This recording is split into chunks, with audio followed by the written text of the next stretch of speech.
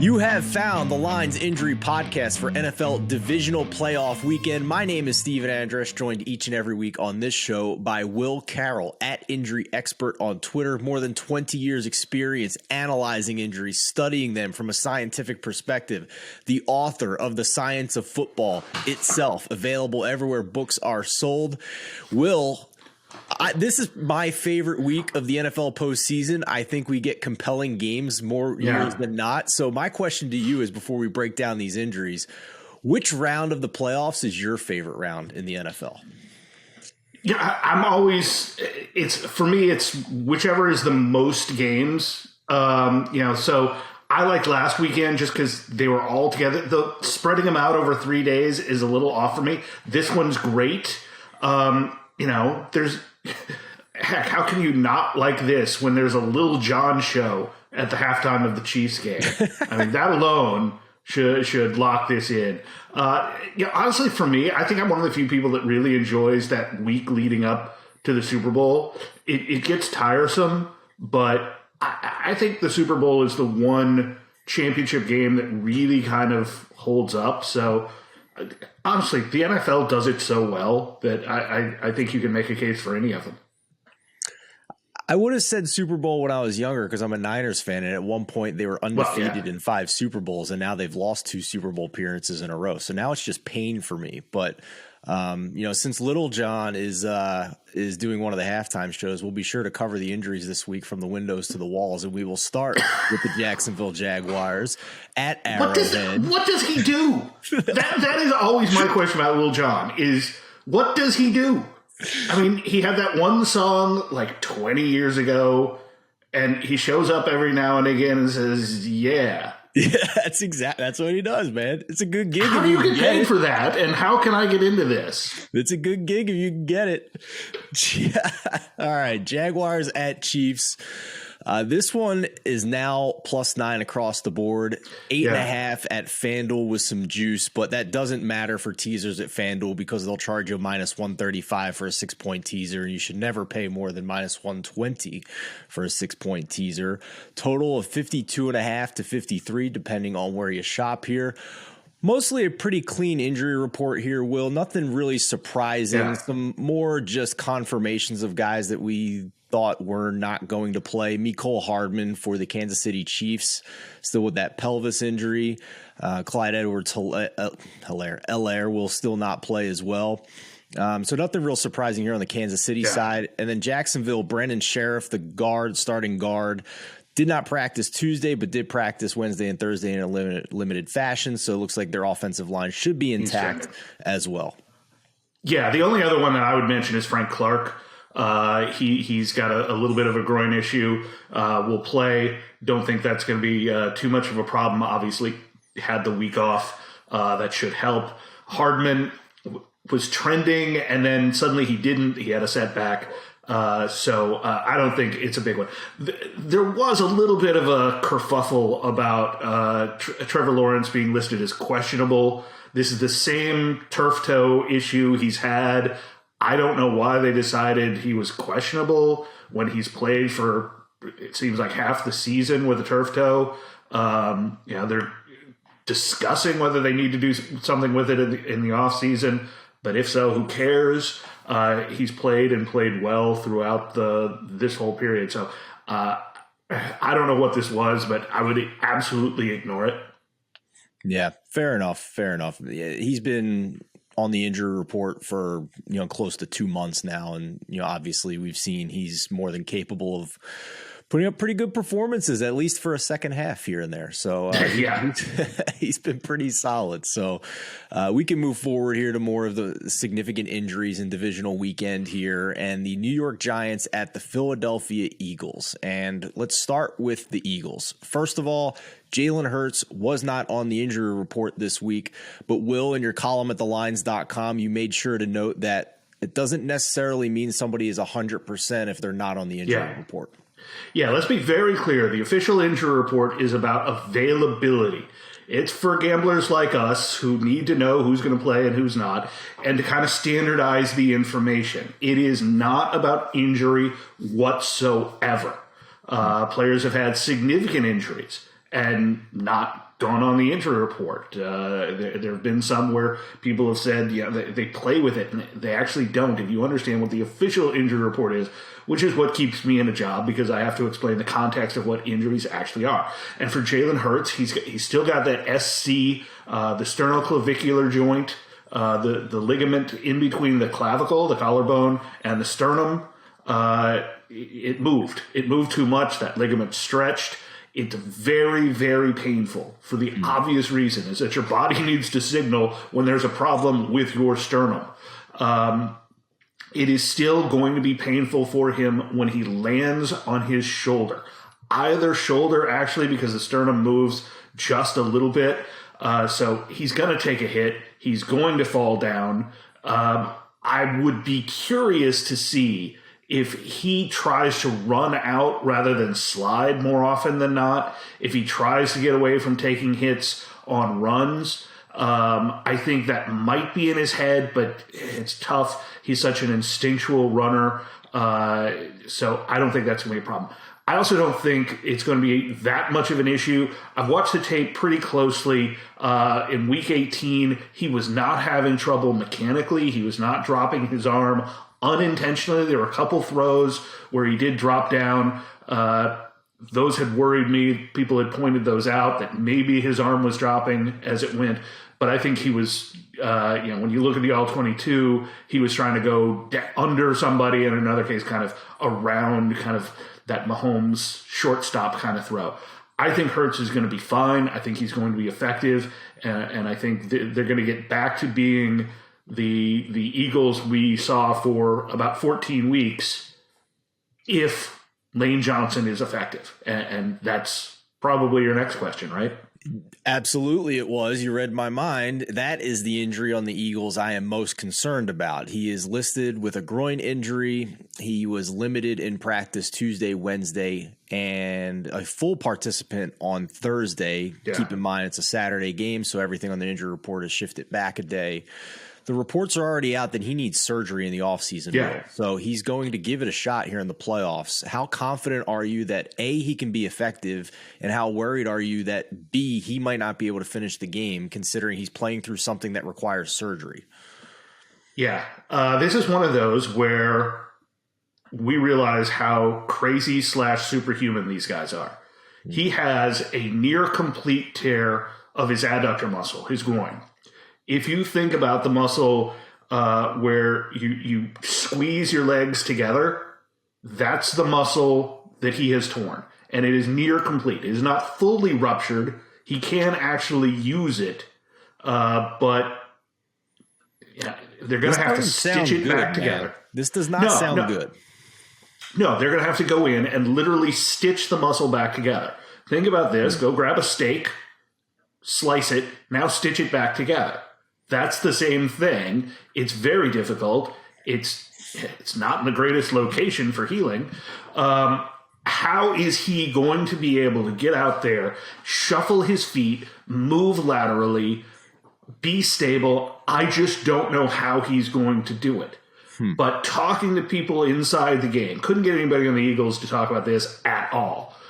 They're saying, I've seen guys that can adjust. And we've seen at practice that he's moving. I just don't know. They haven't gone full speed with him. This is one of those where I kind of, it's like, A, you're crazy. Why are you doing this? But B, I get it. It's the playoffs. You're making a run for the Super Bowl. And maybe they've figured something out. Maybe he said, it doesn't hurt unless I do this. And they hope he can get by. I don't think that the Eagles would put him out there, either the medical staff or the coaching staff, if they didn't have some confidence. And one of the things I always say is these are not stupid people. They don't do things that they don't think are going to work. There's a reason guys are listed on depth charts, 1, 2, 3. They think that a damaged Lane Johnson is better than the backup. So I don't have a lot of confidence. But I've seen situations like this work out better than most would expect. So for me, it's an absolute unknown. I don't know how it's going to go. I think it's a 2-point swing in my model. I don't think it's going to be a close game, so I don't think that's going to matter. But I'm very, very curious how this is going to go, because this is going to be very key, not just for this week, but for next week and potentially for the Super Bowl.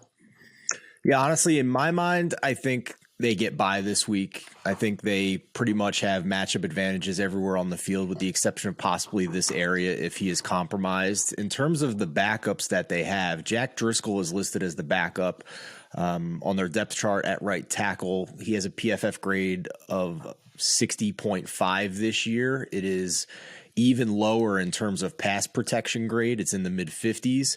And then the other option that they would have is Andre Dillard, I believe, who I don't have his grade right in front of me at the moment, but it would probably be Jack Driscoll in there. So I think what you end up having to do is see a couple things. First off, you got to cover him with a tight end. Second off, you've got to keep the back in for blocking, and you've got to make Jalen Hurts move, which, as we just talked about, the more he gets hit, the worse that shoulder/chest is going to be. So this all kind of fills in. Linemen are so key to this, but with a banged up quarterback, it gets even more key. For sure. I think they get by this week. I think it sets up still for a massively valuable teaser leg this week. It's square as hell. Every betting personality on the planet is betting the Chiefs-Eagles teaser on Saturday, but that doesn't necessarily mean it's not a good bet either. It's the traditional Wong teaser through the key numbers of 7 and 3. And I bet it early. And if it comes back to Chiefs 8.5 at any point, I would still bet that. But as we record right now, it looks like that opportunity has dried up, and you're going to have to hope that the Chiefs get back to 8.5 here. So we'll see. But yeah, that would be the play for me, the Eagles teaser leg here. Or perhaps if you are confident in one of the other teams on Sunday, you could do a money line parlay and maybe get a little bit better than minus 120 with both of those spreads on Sunday, less than 6 points. Again, as we record here on Friday afternoon. Let's move forward here to the Sunday games, Will, and we will begin with the Cincinnati Bengals at the Buffalo Bills. And clearly all the talk all week has been about the Cincinnati offensive line. And they were already down 2 offensive linemen going into the wild card round. Now you add your left tackle, Jonah Williams, into the mix.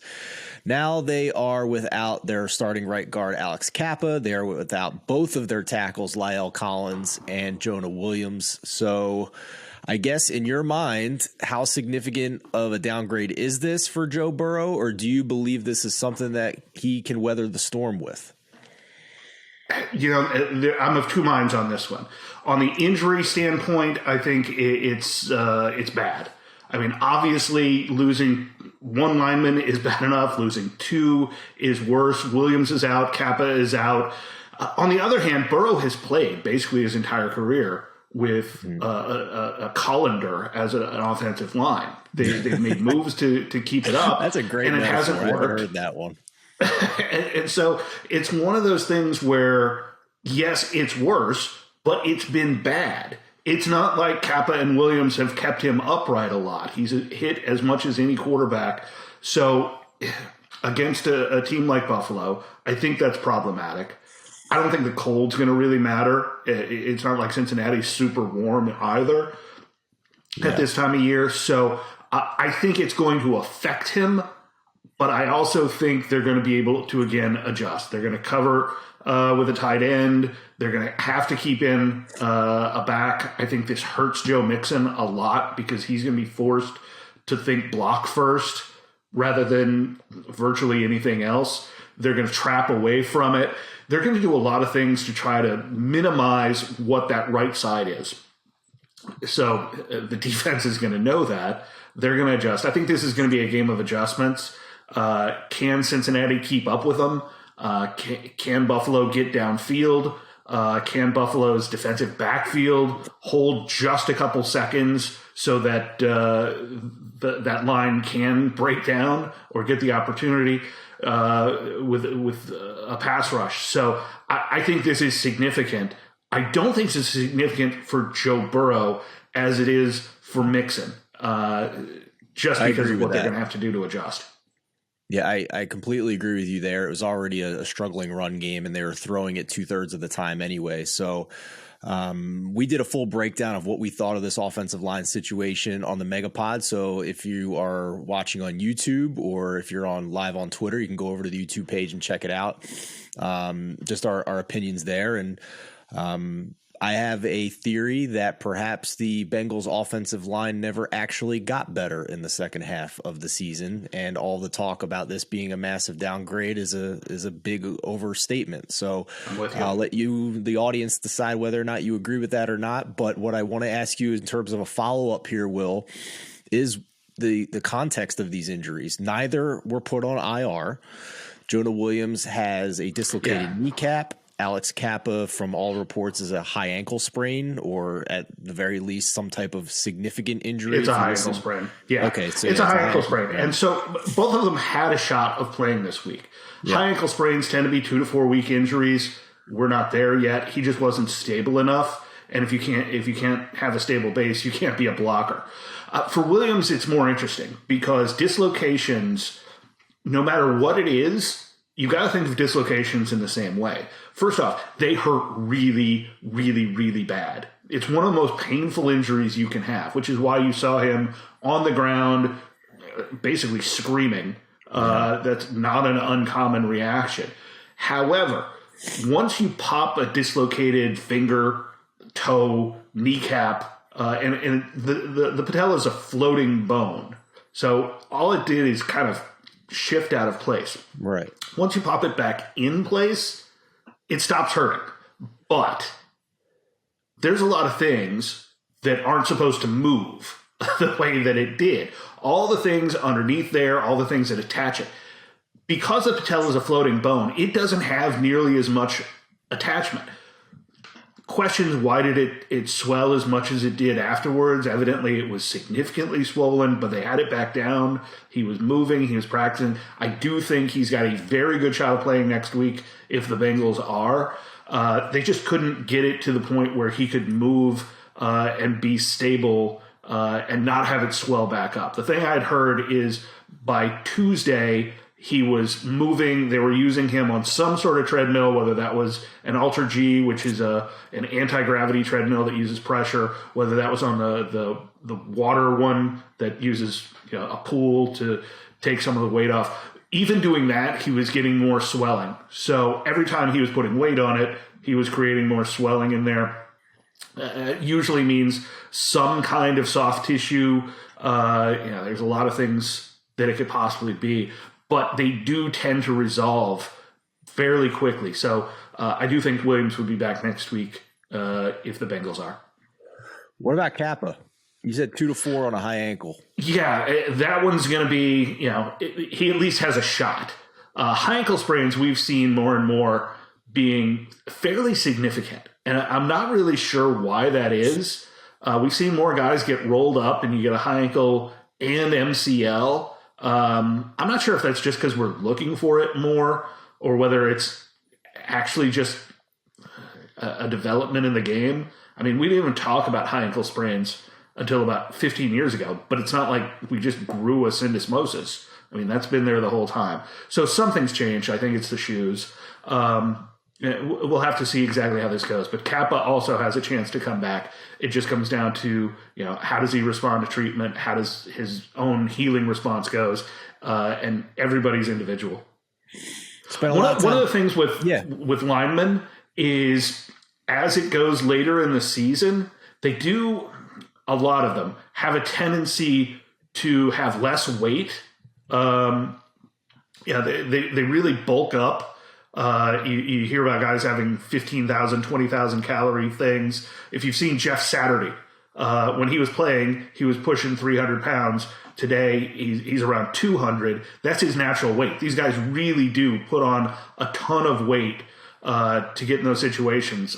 Jason Kelsey is another one. If you look at him, big dude. I'm telling you, the minute he stops playing, he's going to look more like Travis Kelsey than Jason. Or Jeff Saturday. Yeah, so it's one of those situations where guys at the end of the season have often significantly less weight, as much as 20 pounds, and that can really help healing on the lower body. Didn't really mention any Bills injuries because the injury report's pretty clean here. Any concerns there for you, or should we move on? No, they didn't get Micah Hyde back, and that would have helped. They've got some issues there in the defensive backfield. So it's not really it's more of a depth question than anything else with Buffalo. They just aren't that deep on defense, which is kind of surprising. So when you take a look at what they've done there, who's going to be back, who's going to be ready, they just don't have a ton of depth. Yeah, the latest news from beat reporters, he was practicing in a red non-contact jersey yesterday on Thursday. Didn't appear, at least to the media during the open portion of practice, to be all that limited, but it's a neck injury, and it's just a situation where he is not available until the Bills activate him. And until that point, it's 0 or 100, right? It's a complete zero if he's not activated. So no reason to speculate on anything until that actually happens. The Dallas Cowboys at the San Francisco 49ers to cap things off on divisional weekend here. Let's start with the Dallas Cowboys injury report here. And again, we are recording on Friday afternoon, with this being a Sunday game and these teams in the Central and Pacific time zones. We don't have full, complete injury reports yet. But the one I want to talk to you about is Jason Peters, who has been playing tackle for the Cowboys, has a hip injury, back-to-back DNPs Wednesday and Thursday. When you have a hip injury and you're trying to play tackle, I imagine that's kind of a big deal when you're trying to get into your sets and stop big, fast defensive ends, including the defensive player of the year, most likely, in Nick Bosa. Yeah, this is exactly it. This lines up for Nick Bosa perfectly. Peters, even if he plays, and I'm told it's going to be a game time decision, he is just not going to be moving as quickly. One of the things that a source told me, who's a defensive coach for another team, is that you're going to see a lot of shifts where Bosa goes one way and maybe spins back around or cuts back across, or they stunt around and Bosa comes under. They're just going to try to make Peters move more. And if that's the situation, one of the other things to look for is if Peters does play, look for Bosa to go maybe a half step out. So you see a longer, steeper angle, that make him have another half step, make him go back, make him move laterally. So for Peters, they're going to go pregame, see how well he's moving, see how well he's responded to treatment, take every possible second to make that decision. Looks like you can get about minus 130 on Nick Bosa to have over half a sack in this game against the Cowboys. And based on that matchup, I'd say that's pretty good odds here for the defensive player of the year. The other thing I'll just mention is if Jason Peters doesn't play, Tyler Smith is the backup, who did an admirable job for most of the year this year. But if you look at his PFF grades, he's a much better run blocker than he is a pass protector. He's a top 30 overall grade among tackles this year, but a lot of that is the run blocking grade. His pass blocking grade is below 70, which is what you want to see in terms of, an above average player. So a pass blocking grade of 65 is definitely a downgrade from what we see with Jason Peters here. So even if Peters is 40 years old, so that's another thing to keep in mind here on that side of things. Not really much else. There was a reason they brought Peters in. Yeah, right. That's a fair point. Very fair point at 40 years old. So not really much else here on the Cowboys injury report. J-Ron Kearse. I do have one for you. Okay. Yeah. Jaron Kearse, the safety. He's got an issue. If he doesn't play, they have a real huge depth issue. And this is one where things are not trending well for Kearse. They use a lot of nickel. Kearse has an MCL sprain. So again, he's going to have some mobility issues. He's not going to be able to move laterally as well. I have a lot of concerns about this one because they just don't have the depth. They've got great corners, but they've used so much nickel that they'll essentially have to use a corner at not just the slot, but also kind of over the top, which is not where you want to see it. I think Dan Quinn, hopefully he hasn't taken too much time with his interviews, because he's going to have to figure out how to scheme this out. You might see some situations where he's going to have to do a little zone coverage. This is one that does worry me.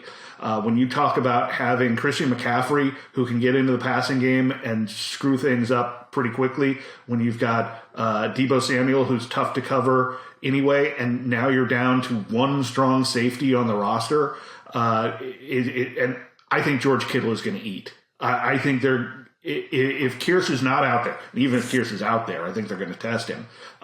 This is one where I think they're going to use Kittle early and often. So I've looked at some of the yardage ones. I'm sure you've got those numbers. I love those numbers because they're drastically low, don't seem to have it in there. I actually really like McCaffrey's receiving props. There are a couple I saw earlier this week, and I think they're going to use all of those. Purdy seems to find those matchups. Mr. Irrelevant has good eyes. You know what? You don't have to tell me twice, because I thought it was incredibly impressive for a 7th round rookie to keep his eyes downfield when he was rolling out of the pocket and working the sideline and taking a hit before delivering a strike to the end zone last week. I mean, that was veteran stuff to me. So it was. There was a series where he had 2 straight plays where he did, and I'm going to date myself here, the Fran Tarkenton spin. Going 15, 20 yards deep, coming around, setting his feet, squaring his shoulders, and doing everything fundamental, and still being able to find things. He's an impressive youngster, and I think John Lynch is going to have some really interesting decisions this offseason. You mentioned the George Kittle props. We have numbers for receiving yards between 45.5 and 46.5 at all the books right now. Over under Armour. Take it. Yeah, there you go. He likes the over. I might double down on that one. There you go. And receptions is juiced to the over on 3.5. You get plus money on over 4.5. I just take the yards in this case. And then you also said McCaffrey receiving yards, correct? Yeah. We are looking at 35.5 or 36.5, depending on where you shop here, minus 110 to minus 120 juice, depending on which number that you want there. So, yeah, that one's iffy for me. If the game goes like I think, he'll easily have that, but I think this is a situation where the 49ers could get away from him.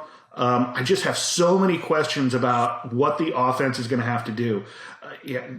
Dak Prescott is a great quarterback, don't get me wrong, but he can get really tunnel vision, not look at his second and third guys. He doesn't have that tight end, that dominant tight end that the Cowboys had for so long during the Aikman and even the Tony Romo eras.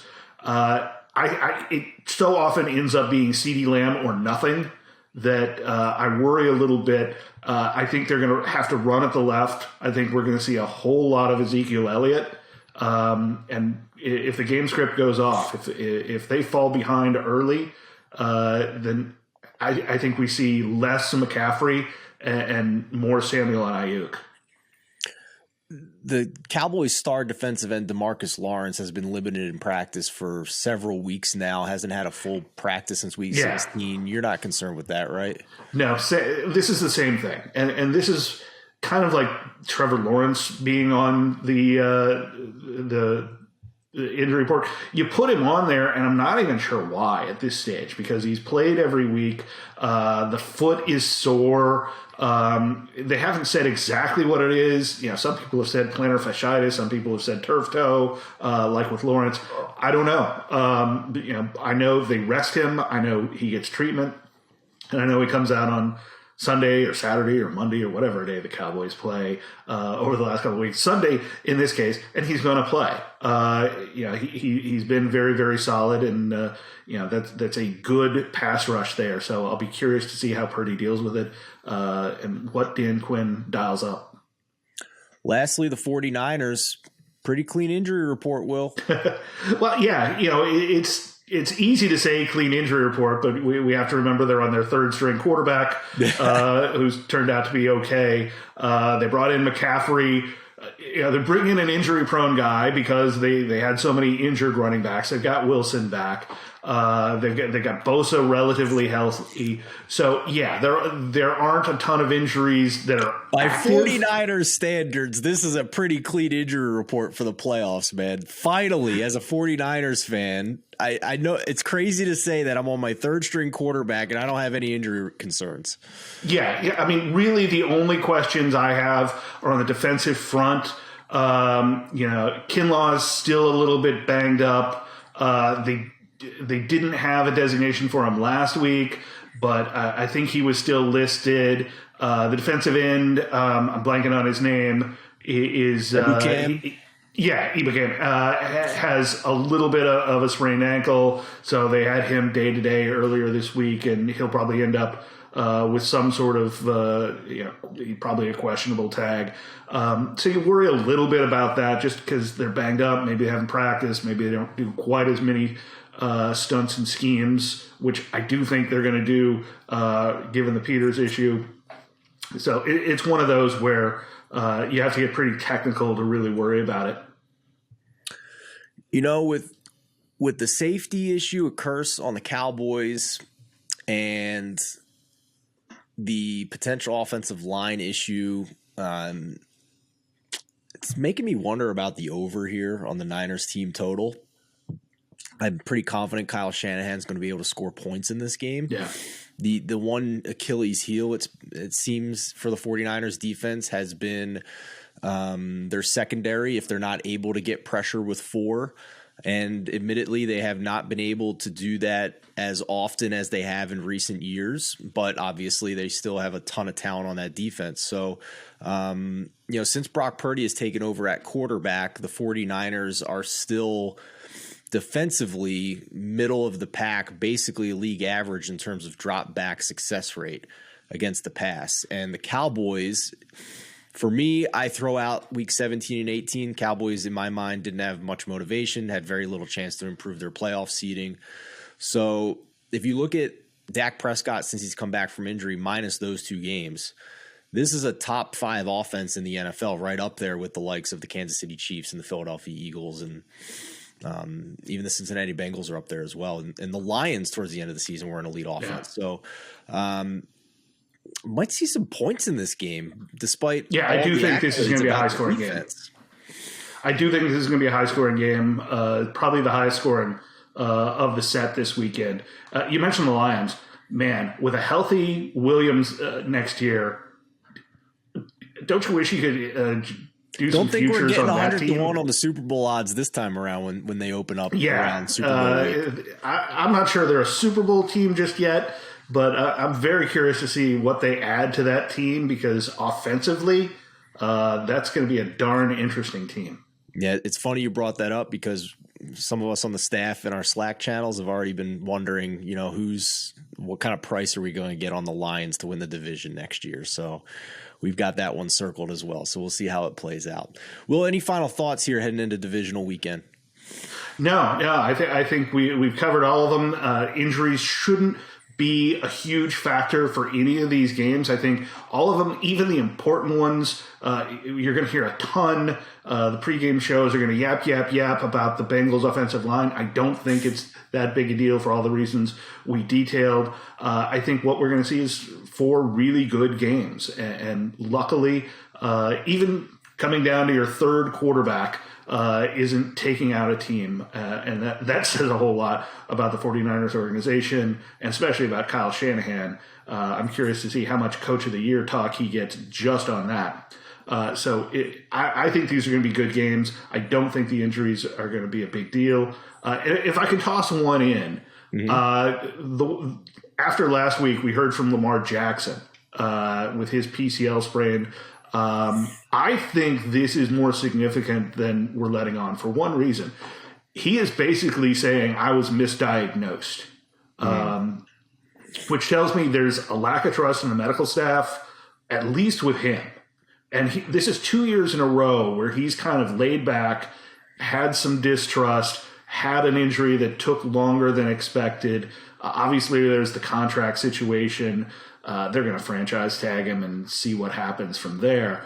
But I think this is something that if I'm John Harbaugh, I would have to address this. He's got to figure out why Jackson feels this way, because you can't go into the season wondering whether what should be a relatively minor injury turns into a season ender. For Jackson, if he's not being diagnosed properly and he doesn't have the guaranteed money, there's no incentive for him to get out there just as anybody. So I think this is actually a more significant problem for the Ravens. Not an injury. He'll be back. But I think they've got to address this just because it's the second year in a row that something like this has happened. You know, and Jim Trotter, one of the NFL Network reporters, went on the network before their playoff game and said this is not a situation where he's holding out for the contract, that the injury is more severe than what they thought. So that jives with what you're saying, Will. And the other side of this too is that, you know, he had mentioned another player. I can't remember if it was him or another reporter, but there was another national report that talked to another player who had a grade 1 PCL injury and came back from it and was just not the same with his mobility and agility the rest of the season, even while playing through it. And Lamar had a grade 2 PCL and maybe more from what you've. Yeah, he said it was grade 3, which would be surgical. So I'm a little dubious on that. Yeah, so all the original speculation that Lamar might have been back in 4 weeks was wrong to begin with in that case. Again, it comes down to who do you believe? Who is he listening to? If it was the medical staff, it was Harbaugh saying 1 to 4. So I have to think that comes directly from their medical staff. There are always consultations. Agents have doctors that they listen to. You have other guys, a lot of situations. Somebody will call Neil Elitrash, I'll call Jimmy Andrews and get a second opinion. That's not unusual. When they don't mesh, when you don't figure it out, that's where it gets problematic. And that's where you start seeing things. If you don't believe you can play, you can't. I don't think this was about the contract per se. I think this was about the contract being part of it, in the sense that if I don't trust you on some level, and if I don't feel safe, I'm not going to get out there. I don't think he felt like he could play, and therefore he didn't. Going to be one of the biggest storylines in the offseason, a former NFL MVP either being tagged, and we'll see whether he wants to play on the tag or not, and maybe holding out for a contract or a trade. We'll see. It's going to be one of the more dramatic developments in the offseason. But first, an awesome slate of NFL divisional playoff games. Will, as always, we appreciate it. You can find Will Carroll again on Twitter at Injury Expert for all his fantastic injury analysis across the sports spectrum, not just the NFL. My name is Steven Andress. Thank you so much for joining us here on the Lines Injury Podcast. Best of luck with all your bets and enjoy the football this weekend.